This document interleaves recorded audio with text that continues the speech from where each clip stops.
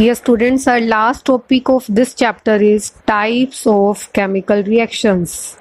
आपको types given है, इसमें 4 टाइप्स हैं हमारे सिलेबस में. First is combination reaction, second is decomposition and third is displacement reaction. यहाँ आपको सिंगल डिस्प्लेसमेंट, डबल डिस्प्लेसमेंट दिखाई दे रहा है, बट हम सिर्फ क्या करेंगे, displacement reaction. And fourth reaction is neutralization reaction. Combination नाम से ही क्लियर है, कुछ कंबाइन हो रहा है. Decompose means break down and displacement means displaced हो जाएगा कोई एक एलिमेंट.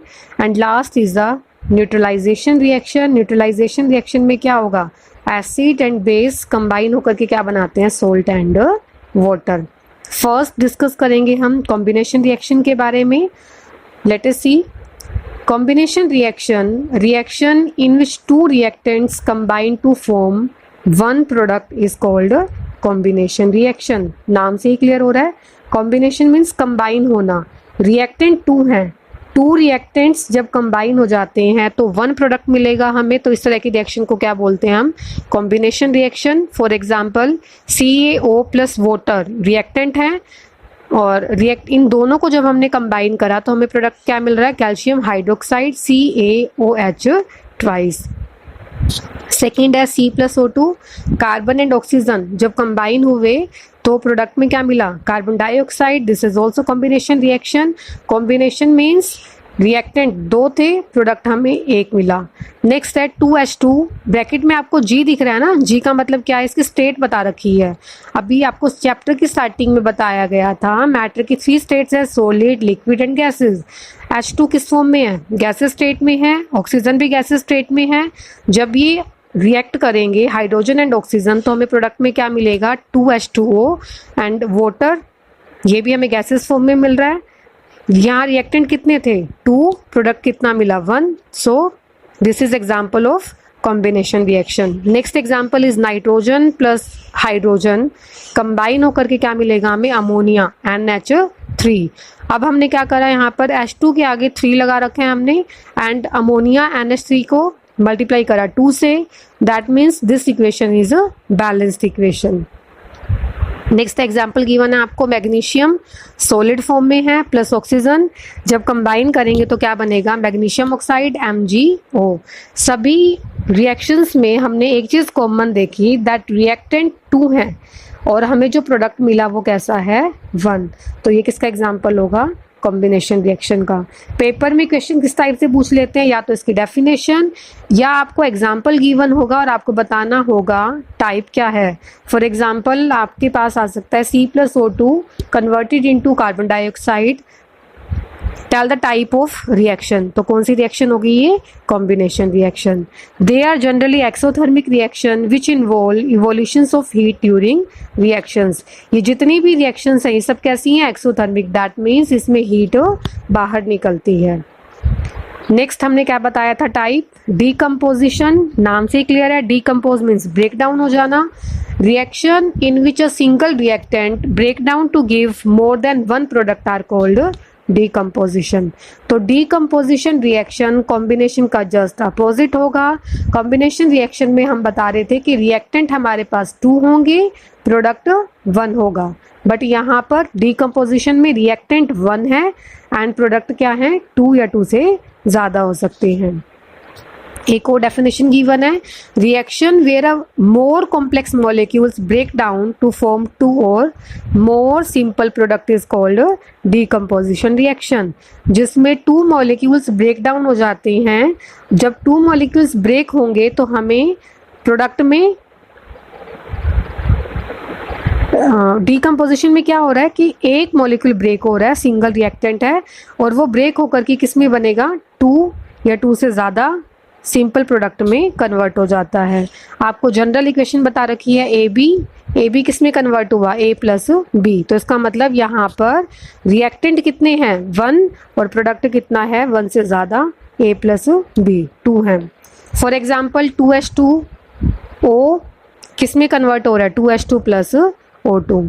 तो यहाँ पे रिएक्टेंट 1 दे रखा था, वाटर किस में ब्रेक डाउन हुआ, हाइड्रोजन एंड ऑक्सीजन में. तो ये जस्ट कॉम्बिनेशन रिएक्शन का अपोजिट है.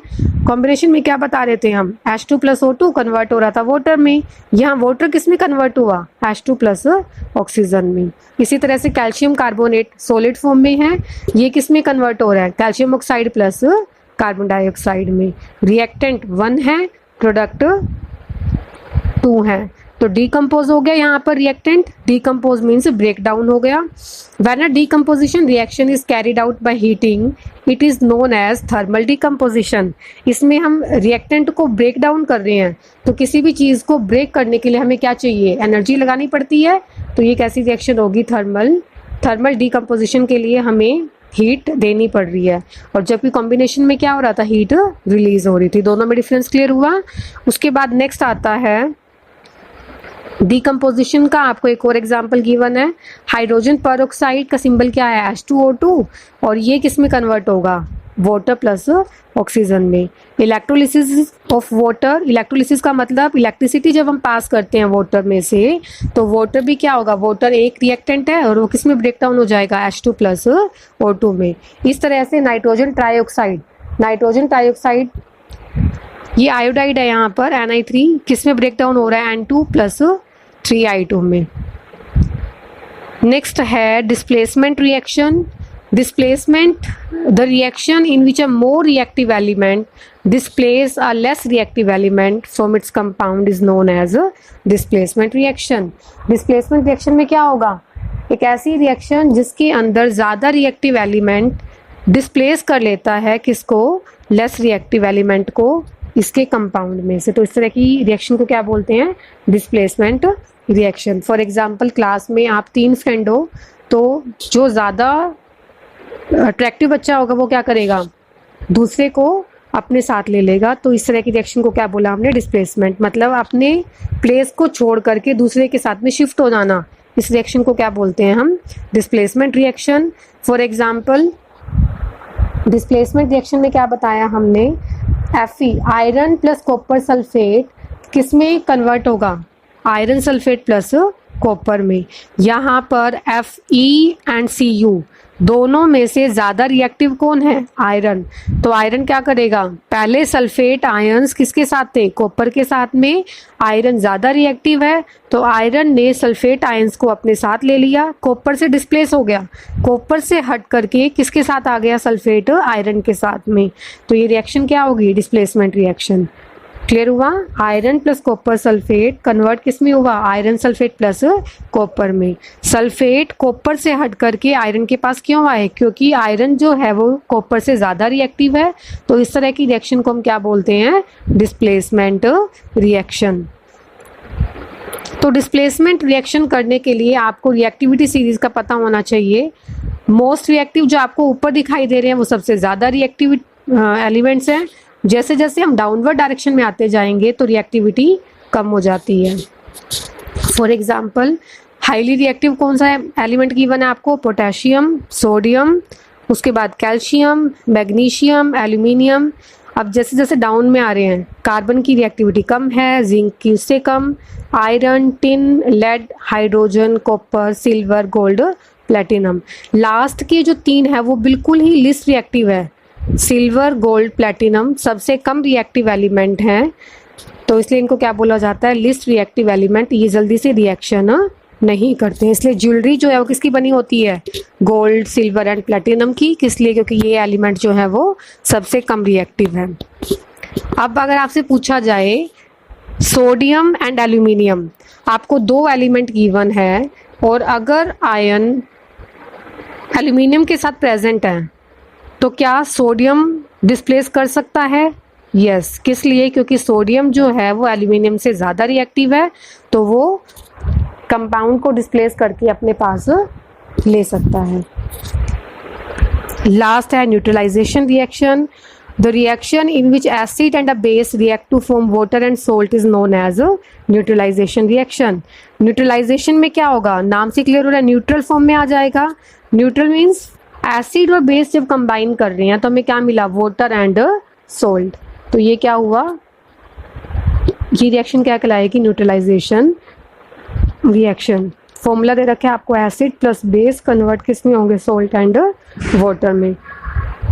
It involves a combination of hydrogen ions and OH negative ions to generate water.